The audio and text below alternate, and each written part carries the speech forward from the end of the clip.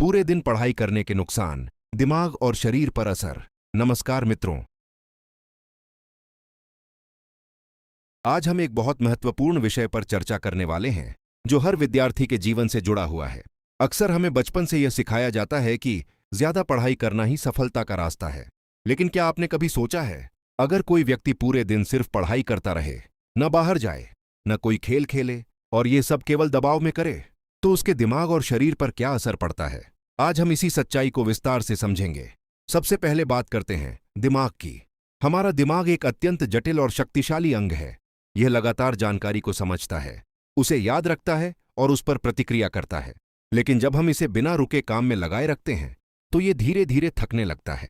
शुरुआत में हमें लगता है कि हम बहुत कुछ सीख रहे हैं, लेकिन कुछ समय बाद हमारी याददाश्त कमजोर होने लगती है। हम पढ़ते तो रहते हैं, लेकिन समझ नहीं आता कि हमने क्या पढ़ा। इसे मानसिक थकान कहा जाता है। अब बात करते हैं एकाग्रता की समस्या। जब दिमाग थक जाता है तो ध्यान केंद्रित करना कठिन हो जाता है। आप किताब खोलकर बैठते हैं, लेकिन मन बार बार भटकता है।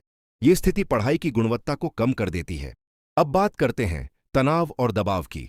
जब कोई विद्यार्थी घर वालों के दबाव में पढ़ता है तो उसके अंदर डर पैदा हो जाता है।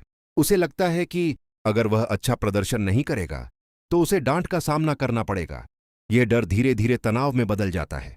तनाव का असर सिर्फ दिमाग पर नहीं, बल्कि पूरे शरीर पर पड़ता है। अब बात करते हैं नींद की समस्या। जब दिमाग लगातार तनाव में रहता है तो नींद प्रभावित होती है।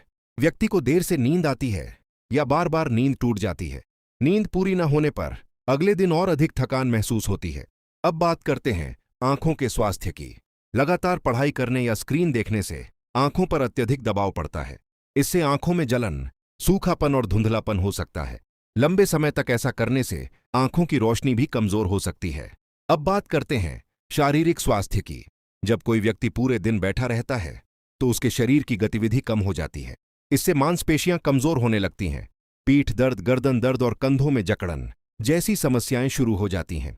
धीरे धीरे शरीर में आलस बढ़ जाता है। अब बात करते हैं मोटापा और कमजोरी की। कम शारीरिक गतिविधि के कारण कुछ लोगों का वजन बढ़ जाता है, जबकि कुछ लोग कमजोर हो जाते हैं। दोनों ही स्थितियां स्वास्थ्य के लिए हानिकारक हैं। अब बात करते हैं खेल कूद के महत्व की। खेलना केवल मनोरंजन नहीं है, बल्कि ये हमारे शरीर और दिमाग दोनों के लिए आवश्यक है। खेलने से शरीर सक्रिय होता है, रक्त संचार बेहतर होता है और दिमाग तरोताजा हो जाता है। खेल हमें अनुशासन, धैर्य और टीम वर्क सिखाते हैं। अब बात करते हैं सामाजिक जीवन की। जब कोई व्यक्ति पूरे दिन केवल पढ़ाई करता है तो वह धीरे धीरे लोगों से दूर होने लगता है। उसके दोस्त कम हो जाते हैं और वह अकेलापन महसूस करने लगता है। यह अकेलापन आगे चलकर मानसिक समस्याओं का कारण बन सकता है। अब हम बात करेंगे लंबे समय तक केवल पढ़ाई करने के गहरे प्रभावों की। जब कोई व्यक्ति लगातार कई दिनों तक सिर्फ पढ़ाई पर ध्यान देता है और अपने शरीर को नजरअंदाज करता है तो उसके अंदर ऊर्जा की कमी होने लगती है। वह पहले जितना उत्साहित नहीं रहता, उसका मन जल्दी थक जाता है और छोटी छोटी बातों पर चिड़चिड़ापन बढ़ जाता है। अब बात करते हैं आत्मविश्वास की। जरूरत से ज्यादा पढ़ाई भी कई बार आत्मविश्वास को कम कर देती है। जब आप लगातार मेहनत करते हैं लेकिन परिणाम नहीं मिलता तो आपके मन में नकारात्मक सोच आने लगती है। यह धीरे धीरे आपके आत्मविश्वास को कमजोर कर देती है। अब बात करते हैं डिजिटल उपकरणों के प्रभाव की।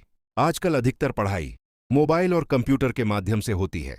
लंबे समय तक स्क्रीन देखने से केवल आंखों पर ही नहीं, बल्कि दिमाग पर भी असर पड़ता है।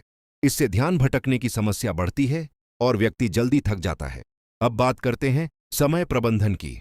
बहुत से विद्यार्थी पूरे दिन पढ़ते रहते हैं, लेकिन सही योजना नहीं बनाते। इससे समय तो खर्च होता है, लेकिन परिणाम उतना अच्छा नहीं मिलता। अगर आप सही तरीके से योजना बनाएं तो कम समय में भी बेहतर परिणाम मिल सकते हैं। अब हम बात करेंगे समाधान की। सबसे पहले आपको अपने दिन की योजना बनानी होगी। सुबह का समय पढ़ाई के लिए सबसे अच्छा होता है, क्योंकि उस समय दिमाग ताजा रहता है। हर 45 से 60 मिनट की पढ़ाई के बाद 5 से 10 मिनट का विश्राम लेना जरूरी है। दिन में कम से कम 30 से 45 मिनट शारीरिक गतिविधि जरूर करें। सुबह या शाम को टहलना, हल्का व्यायाम करना या कोई खेल खेलना बहुत लाभदायक होता है। अब बात करते हैं संतुलित जीवन की आदत की। आपको अपने जीवन में यह समझना होगा कि पढ़ाई के साथ साथ खुश रहना भी जरूरी है। दोस्तों से बात करना, परिवार के साथ समय बिताना और अपने शौक पूरे करना आपके दिमाग को संतुलित रखते हैं। रात में सोने से पहले मोबाइल का उपयोग कम करें ताकि आपकी नींद अच्छी हो सके। अंत में एक बहुत महत्वपूर्ण बात, सफल वही होता है जो अपने शरीर और दिमाग दोनों का ध्यान रखता है। केवल पढ़ाई करने से नहीं, बल्कि सही तरीके से जीवन जीने से सफलता मिलती है। इसलिए आज से ही अपने जीवन में संतुलन लाएं और एक स्वस्थ, खुशहाल और सफल जीवन की ओर बढ़ें। क्या आप भी पूरे दिन पढ़ते हैं? आज से क्या बदलेंगे? अगर आपको यह जानकारी उपयोगी लगी हो तो इस वीडियो को लाइक जरूर करें। हमारे चैनल को सब्सक्राइब करें। इस वीडियो को अपने दोस्तों और परिवार के साथ भी साझा करें और ऐसे ही ज्ञानवर्धक वीडियो देखने के लिए, ताकि वे भी इस जानकारी का लाभ उठा सकें। नीचे कमेंट करके जरूर बताएं कि आप दिन में कितने घंटे पढ़ाई करते हैं। हम जल्द ही आपके लिए एक नई और रोचक वीडियो लेकर आएंगे। धन्यवाद।